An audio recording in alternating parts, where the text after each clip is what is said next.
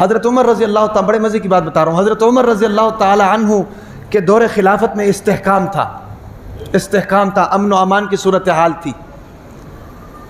علماء فرماتے ہیں کہ حضرت عمر رضی اللہ تعالیٰ عنہ کے دور میں 2 کام ہوئے تھے جن کی وجہ سے ان کی دور خلافت کے اندر استحکام آیا تھا۔ وہ 2 کام کیا ہوئے تھے؟ ایک کام یہ ہوا تھا کہ سیرت سازی ہوئی تھی، اور دوسرا کام قانون سازی ہوئی تھی۔ سیرت سازی کس کو کہتے ہیں؟ قانون سازی کس کو کہتے ہیں؟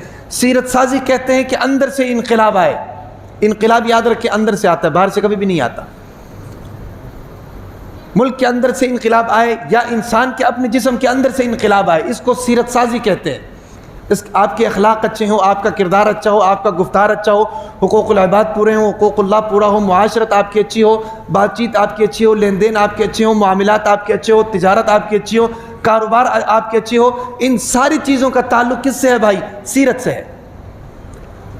آپ کی روحانیت ٹھیک ہو، سیرت آپ کی ٹھیک ہو۔ جب آپ کی سیرت ٹھیک ہوگی نا جی، آپ کو قانون بنانے کی ضرورت نہیں، قانون سازی کی ضرورت پھر نہیں ہوگی۔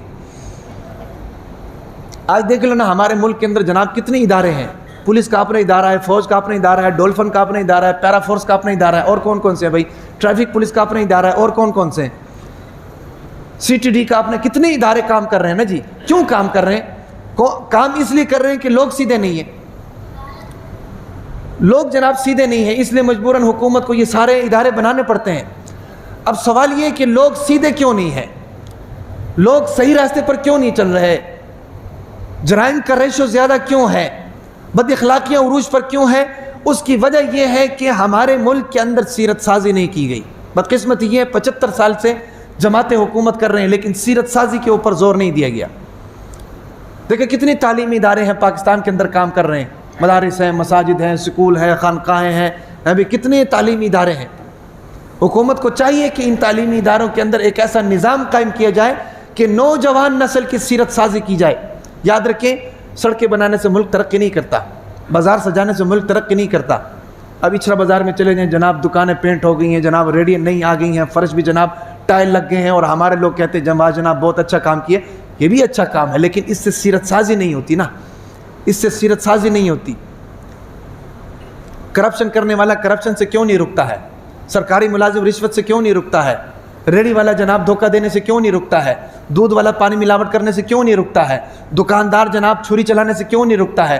ملاوٹ کرنے سے کیوں نہیں رکتا ہے؟ وہ اس لیے نہیں رکتا ہے کہ سیرت سازی نہیں ہو رہی، ان کی تربیت نہیں ہو رہی، سیرت سازی نہیں ہو رہی۔ آج سے 50 سال پیچھے چلے جاؤ، نوجوان نسل جو تھی اس کی سیرت سازی موجود تھی، اس کے اندر وہ کتنے با ادب تھے، مہمانوں کا پتہ تھا، بڑوں کا پتہ تھا، چھوٹوں کا پتہ تھا، رشتہ داروں کا پتہ تھا، اپنوں کا پتہ تھا، غیروں کا پتہ تھا، محلے داری کا پتہ تھا، حیا ان کی آنکھوں میں تھی۔ کیوں بھائی؟ سیرت سازی تھی۔ لیکن بدقسمتی یہ 75 سال سے اس قوم کی سیرت سازی نہیں ہوئی، جس کا نقصان یہ ہوا کہ آج ہماری جو نوجوان نسل جو 20 سے 25 اور 30 سال کے درمیان میں ہے جناب، وہ اپنے طاقت کے نشے میں اتنا مست ہے کہ ان کو نہ ماں کا پتہ، نہ باپ کا پتہ، نہ بڑوں کا پتہ، نہ رشتہ داروں کا پتہ، نہ مہمانوں کا پتہ، نہ عزیزوں کا پتہ، نہ اقربا کا پتہ، نہ پڑوسیوں کا پتہ، کسی کے حقوق کا پتہ نہیں۔ کیوں بھائی؟ میں جوان ہوں، جدید زمانوں کے جدید تقاضے ہیں۔ وجوہات کیا ہے؟ سیرت سازی نہیں ہوئی۔ آج ہمارے کسی پرائیویٹ اسکول میں چلے جائیں، آپ کو انگلش کا لیکچر ملے گا، سائنس کا لیکچر ملے گا، بیولوجی کا لیکچر ملے گا، سوشل اسٹڈی کا لیکچر ملے گا، فزکس کا لیکچر ملے گا، ہے بھائی، ایون کہ گیمز آپ کو ملیں گے، لیکن اسلامی تربیت کا لیکچر آپ کے پاس نہیں ہے۔ تو جب اسلامی تربیت آپ نہیں دیں گے اسلامی قوم کے اندر، ہے بھائی، ان کی تربیت نہیں کریں گے تو بتائیں سیرت سازی کیسی ہوگی؟ اب آپ خود اندازہ لگائیں نا، آپ لوگ یہاں پر تشریف لائے ہیں، وقت تھوڑا سا اوپر چلا گیا، کوئی اس طرح ہو رہا ہے تو کوئی اس طرح ہو رہا ہے تو کوئی اس طرح ہو رہا ہے، یہ حال ہے۔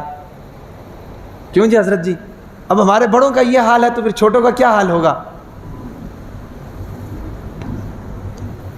تو وجہ کیا ہے؟ وجہ یہ ہے سیرت سازی نہیں ہے۔ دیکھیں اگر ہم اپنے اولاد کی اور اپنی نئی نسل کی سیرت سازی کریں نا، ہماری نئی نسل ہمارے اس ملک کو ترقی دینے کے لیے کافی ہے، ترقی کے پہیے کو گھمانے کے لیے کافی ہے۔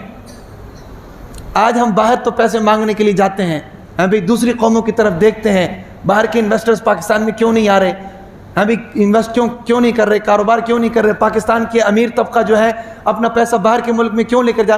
اس کی وجوہات یہ ہیں بھائی، سیرت سازی نہیں ہو رہی۔ قانون سازی تو ہم دبا کر رہے ہیں، قانون سازیوں پہ قانون سازیاں ہو رہی ہیں، لیکن اصل چیز جو سیرت سازی ہے وہ نہیں ہو رہی۔ کہ میرا بچہ پیدائش سے لے کر جناب جوان ہونے تک کس نہج پر اس کو چلنا چاہیے، وہ کیسے اپنے ملک کو ترقی کے راستے پر گامزن کر سکتا ہے، اس چیز کے اوپر محنت نہیں ہو رہی۔ سمجھ آ رہی کہ نہیں؟ تو یہ کیوں نہیں ہو رہی؟ یہ اس لیے نہیں ہو رہی کہ بھائی ہمارا جو اوپر طبقہ بیٹھا ہوا ہے ان کی خود سیرت سازی نہیں ہوئی، ان کے ذہن سازی خود نہیں ہوئی۔